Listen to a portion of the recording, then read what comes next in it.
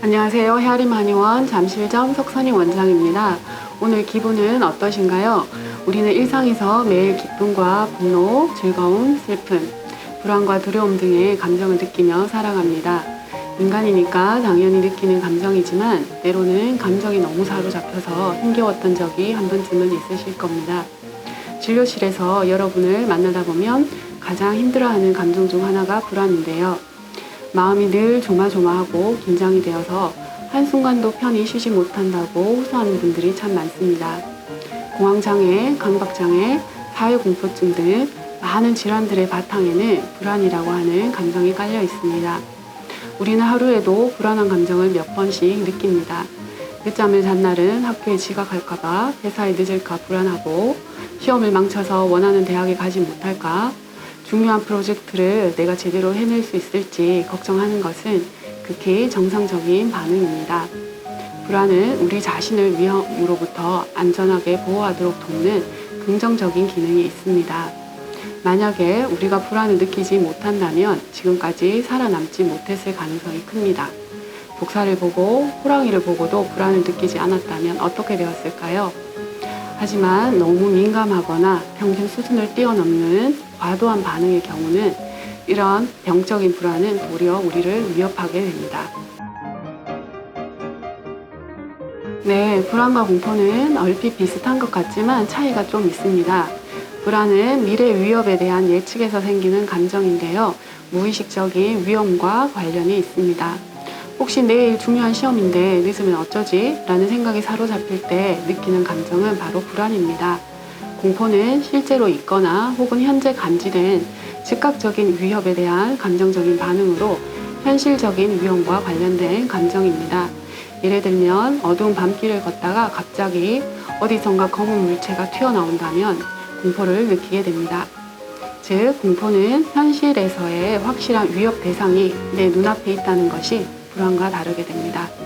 공포를 일으키는 대상은 시각적인 것뿐만 아니라 소리, 촉감, 맛, 냄새 등으로도 존재할 수가 있겠죠. 그 대상이 있을 때는 공포감을 느껴도 그 대상이 사라지면 공포도 또한 사라지는데요.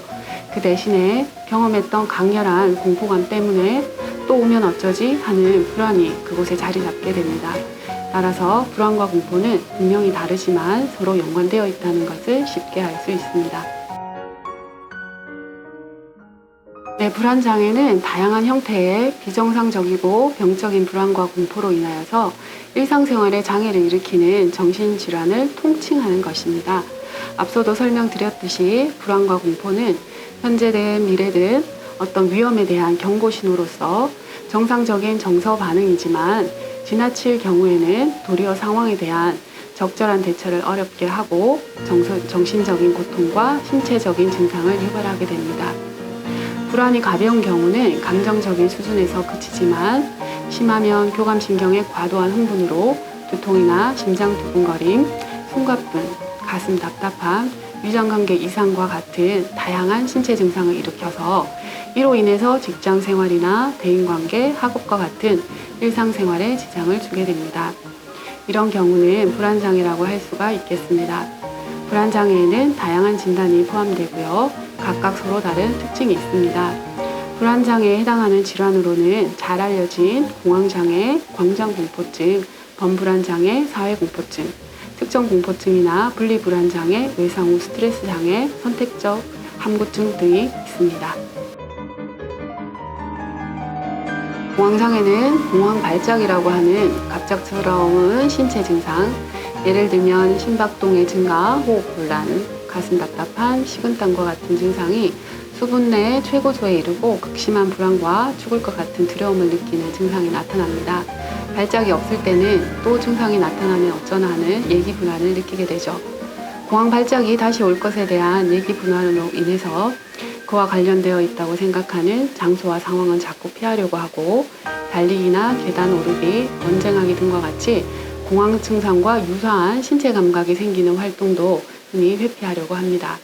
일반적으로 공황장애와 밀접한 관련성이 있는 불안장애 일종으로 광장공포증이 있습니다. 대중교통을 이용하거나 공원과 같은 열린 공간에 있을 때, 영화관 같은 밀폐된 공간에 있을 때, 줄을 서 있거나 군중에 있는 것, 집 밖에 혼자 있는 것과 같은 상황에서 극심한 공포와 불안을 느끼고 이러한 상황을 회피하려고 하는 상태가 6개월 이상 지속되는 경우는 광장공포증이라고 진단합니다. 사회공포증의 경우에는요, 다른 사람들로부터 관심을 집중받거나 부정적인 평가를 받을 수 있는 사회적인 상황에서 현저한 공포와 불안을 경험하게 됩니다. 이 때문에 그런 사회적 상황을 회피하려는 특징을 보이게 됩니다. 특정 공포증은 어떤 대상이나 상황에 대한 공포가 과도하여서 이에 노출되면 거의 예외 없이 지나친 공포 반응을 보이는데요. 높은 곳에 있다거나 뱀, 곤충, 혈액이나 주사기 바늘 등을 접했을 때 울면서 주저앉거나 회식을 잃는 등의 행동이 나타나고 공황 발작에 이르는 경우도 있습니다. 12세 미만의 소아에게서 가장 흔한 불안장애로는 분리불안장애가 있습니다.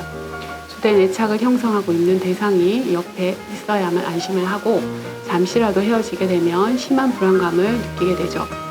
자신이나 부모에게 불행한 일이 닥칠지도 모른다고 하는 두려움, 지나친 걱정을 자주 보이고 복통이나 두통, 오심구토 등의 신체 증상을 호소함으로써 관심을 유발하기도 합니다.